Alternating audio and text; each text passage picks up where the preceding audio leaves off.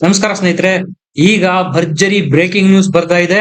ಇಷ್ಟು ದಿವಸ ನೆನೆಗುದಿಗೆ ಬಿದ್ದಿದ್ದಂತಹ ಸಂಪುಟ ಪುನರ್ರಚನೆ ಈಗ ಮುಹೂರ್ತ ಸ್ವರೂಪ ಪಡೆದುಕೊಳ್ತಾ ಇದೆ. ನಿಮಗೆಲ್ಲ ಗೊತ್ತೇ ಇದೆ, ನಿನ್ನೆ 30ನೇ ತಾರೀಕು ಜುಲೈ ಸಿದ್ದರಾಮಯ್ಯನವರು ಮತ್ತು ಡಿಸಿಎಂ ಡಿ.ಕೆ. ಶಿವಕುಮಾರ್ ಅವರು ಡೆಲ್ಲಿನಲ್ಲಿ ಹೈಕಮಾಂಡ್ ಮೀಟ್ ಮಾಡಿದ್ದಾರೆ.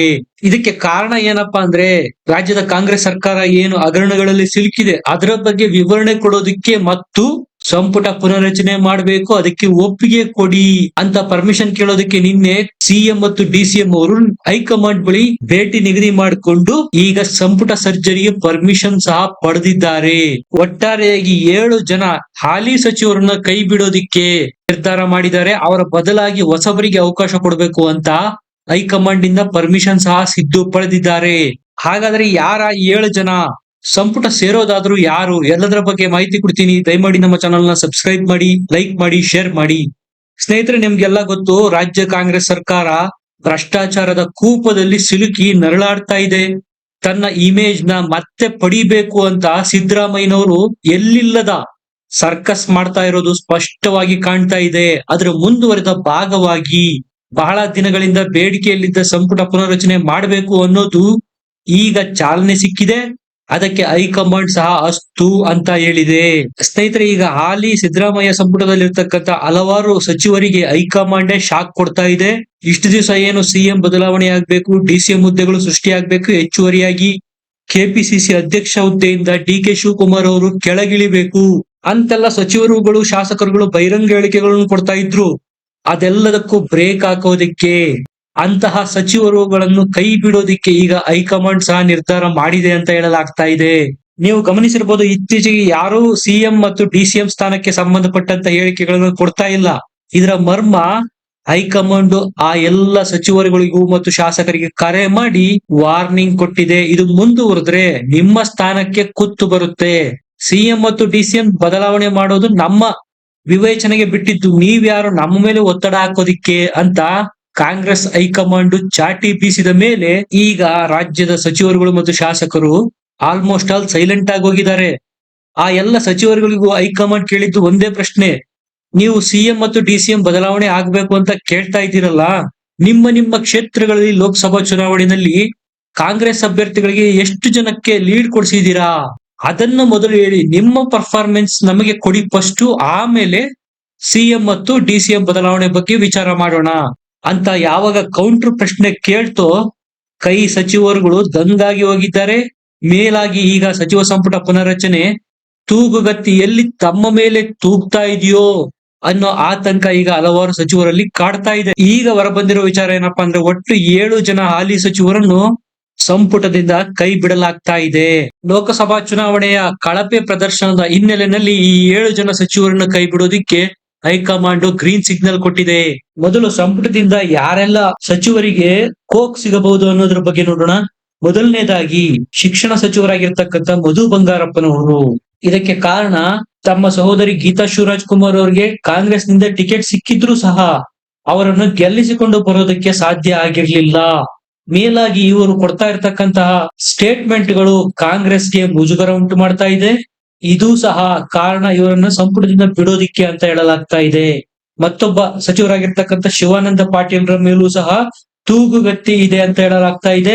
ತಮ್ಮ ಪುತ್ರಿಗೆ ಪಟ್ಟು ಹಿಡಿದು ಟಿಕೆಟ್ ಕೊಡಿಸಿದ್ರು, ಆದ್ರೆ ಗೆಲ್ಲಿಸಿಕೊಂಡು ಬರೋದಿಕ್ಕೆ ಆಗ್ಲಿಲ್ಲ. ಕೋಲಾರದಲ್ಲಿ ಕಾಂಗ್ರೆಸ್ ಅಭ್ಯರ್ಥಿ ಸೋತಿದ್ರು, ಅದರ ಹೊಣೆ ಹೊರಿಸಿ KH ಮುನಿಯಪ್ಪ ತಲೆದಂಡ ಸಹ ಪಡಿತಾ ಇದೆ ಕಾಂಗ್ರೆಸ್. ಅಬಕಾರಿ ಸಚಿವರಾಗಿರ್ತಕ್ಕಂಥ RB ತಿಮ್ಮಾಪುರ ಅವರ ತಲೆದಂಡ ಸಹ ಕಾಂಗ್ರೆಸ್ ಪಡಿತಾ ಇದೆ. ಈ ಹೆಸರು ನಿಮಗೆ ಆಶ್ಚರ್ಯ ಅನ್ಸುತ್ತೆ, ಆದ್ರೂ ಹರಿದಾಡ್ತಾ ಇದೆ ಕಾಂಗ್ರೆಸ್ ವಲಯದಲ್ಲಿ. ಅದು ಬೇರೆ ಯಾರ್ದು ಅಲ್ಲ, ಜಮೀರ್ ಅಹಮದ್ ಖಾನ್ ಅವ್ರದ್ದು. ಇವರನ್ನು ಸಹ ಸಚಿವ ಸಂಪುಟದಿಂದ ಕೈ ಬಿಡಲಾಗ್ತಾ ಇದೆ. ಇವರು ಸಿದ್ದರಾಮಯ್ಯ ಬಣದಲ್ಲಿ ಗುರುತಿಸಿಕೊಳ್ತಾರಲ್ಲ, ಹಾಗಾದ್ರೆ ಸಿದ್ದು ಗರಂ ಆಗಲ್ವಾ ಅಂತ. ಖಂಡಿತ. ನೀವೇ ನೋಡ್ಬೋದು, ಮೊನ್ನೆ ತಾನೇ ಜಮೀರ್ ಅಹಮದ್ ಅವರು ಒಂದು ಸ್ಟೇಟ್ಮೆಂಟ್ ಕೊಟ್ಟಿದ್ರು, ನಾನು ಎಷ್ಟು ದಿನ ಇರ್ತೀನೋ ಇಲ್ವೋ, ಇದರ ಅರ್ಥ ನಾನು ಸಚಿವನಾಗಿ ಎಷ್ಟು ದಿವಸ ಮುಂದುವರಿತೇನೋ ಗೊತ್ತಿಲ್ಲ. ಅಂದ್ರೆ ಮೆಸೇಜ್ ಬಂದಿದೆ ಹೈಕಮಾಂಡ್ ಇಂದ, ನೀವು ಪದತ್ಯಾಗಕ್ಕೆ ರೆಡಿ ಆಗಿ ಅಂತ. ಸ್ನೇಹಿತರೆ, ಅದಕ್ಕೆ ನಾನು ಈಗಾಗಲೇ ಹೇಳ್ದೆ, ಸಚಿವ ಸಂಪುಟದಲ್ಲಿ ಹಲವಾರು ಹಾಲಿ ಸಚಿವರಿಗೆ ಶಾಕ್ ಕಾದಿದೆ ಅಂತ.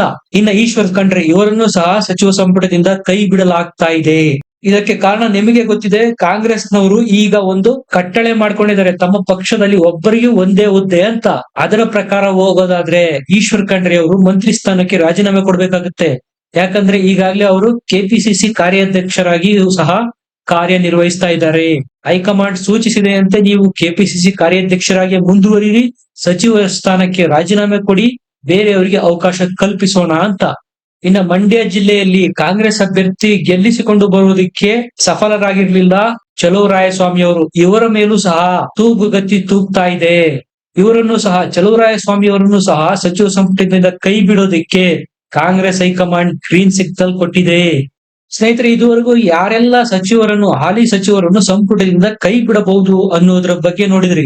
ಈಗ ಯಾರೆಲ್ಲ ಹೊಸಬರಿಗೆ ಅವಕಾಶ ಕಲ್ಪಿಸಬಹುದು? ಮೊದಲನೇದಾಗಿ ಇದರಲ್ಲಿ ಯಾರಿಗೂ ಡೌಟ್ ಇಲ್ಲ, ಲಕ್ಷ್ಮಣ್ ಸವದಿ ಅವರು. ಲಕ್ಷ್ಮಣ್ ಸವದಿ ಅವರಿಗೆ ಕಾಂಗ್ರೆಸ್ ಹೈಕಮಾಂಡ್ ಅವರು ಪಕ್ಷ ಸೇರಿದಾಗ್ಲೇ ಅಭಯ ಕೊಟ್ಟಿತ್ತು, ನಿಮ್ಮನ್ನು ಸಚಿವರನ್ನಾಗಿ ಮಾಡ್ತೀವಿ ಅಂತ. ಈ ಹಿಂದೆ ಬಿಜೆಪಿ ಸರ್ಕಾರದಲ್ಲಿ ಅವರು ಉಪಮುಖ್ಯಮಂತ್ರಿ ಆಗಿದ್ದವರು.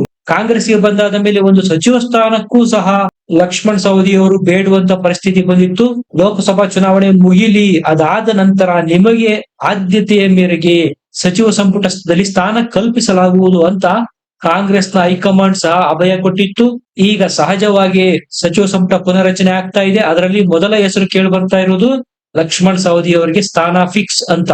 ಇನ್ನ ಜಮೀರ್ ಅಹಮದ್ ಖಾನ್ ಅವರನ್ನು ಏನಾದ್ರು ಬಿಟ್ರೆ ಆ ಸ್ಥಾನಕ್ಕೆ ಯುಟಿ ಖಾದರ್ ಅವರನ್ನು ತಂದು ಕೂರಿಸೋದಿಕ್ಕೆ ಕಾಂಗ್ರೆಸ್ ಹೈಕಮಾಂಡ್ ಒಪ್ಪಿಗೆ ಕೊಟ್ಟಿದೆ. ಸ್ನೇಹಿತರೆ, ಈ ಸ್ಥಾನಕ್ಕೆ ತನ್ವೀರ್ ಸೇಠ್ ಅವರಿಂದ ಸಹ ಪೈಪೋಟಿ ಇದೆ. ಇನ್ನ ಶಾಸಕರಾಗಿರ್ತಕ್ಕಂಥ ಲೇಔಟ್ ಕೃಷ್ಣಪ್ಪ ಅವರನ್ನು ಸಹ ಸಚಿವ ಸಂಪುಟಕ್ಕೆ ಸೇರಿಸಿಕೊಳ್ಳೋದಕ್ಕೆ ಕಾಂಗ್ರೆಸ್ ಹೈಕಮಾಂಡ್ ಒಪ್ಪಿಗೆ ಸೂಚಿಸಿದೆ. ಇನ್ನು ಕೆಎಚ್ ಮುನಿಯಪ್ಪ ಅವರಿಂದ ಖಾಲಿ ಆಗ್ತಕ್ಕಂಥ ಸ್ಥಾನಕ್ಕೆ ಮಂಡ್ಯದ ಮಳವಳ್ಳಿ ಶಾಸಕರಾಗಿರ್ತಕ್ಕಂಥ ನರೇಂದ್ರ ಸ್ವಾಮಿ ಅವರನ್ನು ತುಂಬಿಕೊಳ್ಳೋದಕ್ಕೆ ಕಾಂಗ್ರೆಸ್ ಹೈಕಮಾಂಡ್ ಒಪ್ಪಿಗೆ ಸೂಚಿಸಿದೆ. ಇನ್ನ ಬಿ.ಕೆ. ಹರಿಪ್ರಸಾದ್ ಅವರು, ನಿಮ್ಗೆಲ್ಲ ಗೊತ್ತೇ ಇದೆ, ಇವರು ಪ್ರಾರಂಭದಿಂದಲೂ ಸಿದ್ದರಾಮಯ್ಯ ಅವರನ್ನು ವಿರೋಧಿಸಿಕೊಂಡೇ ಬಂದವರು. ಈಗಲೂ ಸಹ ಅವರು ಯಾರ ಪಾಳಯದಲ್ಲೂ ಗುರುತಿಸಿಕೊಳ್ಳೋದಿಲ್ಲ. ಅವರು ಹೈಕಮಾಂಡ್ ಲೆವೆಲ್ ನಲ್ಲಿ ತಮ್ಮದೇ ಆದ ಪ್ರಭಾವ ಹೊಂದಿರೋರು. ಹೈಕಮಾಂಡಿನ ಖಾತೆಯಲ್ಲಿ ಬಿ.ಕೆ. ಹರಿಪ್ರಸಾದ್ರಿಗೆ ಸ್ಥಾನ ಕಲ್ಪಿಸಿಕೊಡಲಾಗ್ತಾ ಇದೆ. ಈ ಕಡೆ ಮಧು ಬಂಗಾರಪ್ಪನವರನ್ನೇನಾದ್ರೂ ಕೈ ಬಿಟ್ರೆ ಅವರ ಸ್ಥಾನಕ್ಕೆ ಬಿ.ಕೆ. ಹರಿಪ್ರಸಾದ್ ಅವರು ಬರೋದು ಹೆಚ್ಚು ಕಡಿಮೆ ಫಿಕ್ಸ್ ಆದಂತಾಗಿದೆ. ಅವರು ಸಹ ಮಧು ಬಂಗಾರಪ್ಪ ಅವರ ಸಮುದಾಯಕ್ಕೆ ಸೇರ್ತಾರೆ. ಇನ್ನ ಸದನದಲ್ಲಿ ವೀರಾವೇಶದಿಂದ ಪಕ್ಷದ ಪರ ಹೋರಾಟ ಮಾಡ್ತಾರೆ ಅಂತ ಶಿವಲಿಂಗೇಗೌಡರು, ಅವರಿಗೂ ಸಹ ಈ ಬಾರಿ ಸಚಿವ ಸಂಪುಟದಲ್ಲಿ ಸ್ಥಾನ ಕಲ್ಪಿಸಿಕೊಡಲು ಹೈಕಮಾಂಡ್ ಗ್ರೀನ್ ಸಿಗ್ನಲ್ ಕೊಟ್ಟಿದೆ. ಇನ್ನು ಲಕ್ಷ್ಮೀ ಹೆಬ್ಬಾಳ್ಕರ್ ಅವರನ್ನು ಸಹ ಸಂಪುಟದಿಂದ ಕೈ ಬಿಡ್ತಾರೆ ಅನ್ನೋ ಮಾತುಗಳು ಕೇಳಿ ಬರ್ತಾ ಇದೆ. ಆದ್ರೆ ಅದು ಮೇಲ್ನೋಟಕ್ಕೆ ಅಷ್ಟು ಸುಲಭ ಅಂತ ಕಾಣ್ತಾ ಇಲ್ಲ. ಒಂದು ವೇಳೆ ಅವರನ್ನೇನಾದ್ರೂ ಕೈ ಬಿಟ್ರೆ ಉಮಾಶ್ರೀ ಅವರಿಗೆ ಸ್ಥಾನ ಕಲ್ಪಿಸೋದಿಕ್ಕೆ ನಿರ್ಧಾರ ಮಾಡಲಾಗಿದೆ. ಸ್ನೇಹಿತರೆ, ಈ ಎಲ್ಲ ನಿರ್ಧಾರಗಳನ್ನು ನೀವು ಗಮನಿಸಬಹುದು. ಈ ಹಿಂದೆ ಎಐಸಿಸಿ ಇಂದ ಒಂದು ಸತ್ಯಶೋಧನಾ ಸಮಿತಿ, ಫ್ಯಾಕ್ಟ್ ಫೈಂಡಿಂಗ್ ಕಮಿಟಿನ ರಚನೆ ಮಾಡಿ 2024 ಲೋಕಸಭಾ ಚುನಾವಣೆಯಲ್ಲಿ ಕಾಂಗ್ರೆಸ್ಗಾದ ಹಿನ್ನಡೆಯ ಬಗ್ಗೆ ಮಾಹಿತಿ ಸಂಗ್ರಹ ಮಾಡೋದಿಕ್ಕೆ ಮಧುಸೂದನ್ ಮಿಸ್ತ್ರಿ ಅವರ ನೇತೃತ್ವದಲ್ಲಿ ಒಂದು ಕಮಿಟಿ ರಚನೆ ಮಾಡಿ ರಾಜ್ಯಕ್ಕೆ ಕಳಿಸಿಕೊಟ್ಟಿದ್ರು. ಆ ಕಮಿಟಿಯವರ ರೆಕಮೆಂಡೇಶನ್ ಕೊಟ್ಟಿರೋ ಪ್ರಕಾರ ಈ ಸಚಿವ ಸಂಪುಟದ ಪುನರ್ರಚನೆ ಆಗ್ತಾ ಇದೆ. ಇದರ ಬಗ್ಗೆ ನಿಮ್ಗೇನ್ ಅನ್ಸುತ್ತೆ? ಕಮೆಂಟ್ ಮಾಡಿ ತಿಳಿಸಿ, ಲೈಕ್ ಮಾಡಿ, ಶೇರ್ ಮಾಡಿ, ಚಾನೆಲ್ ನ ಸಬ್ಸ್ಕ್ರೈಬ್ ಮಾಡಿ. ಮತ್ತೆ ಸಿಗೋಣ. ನಮಸ್ಕಾರ.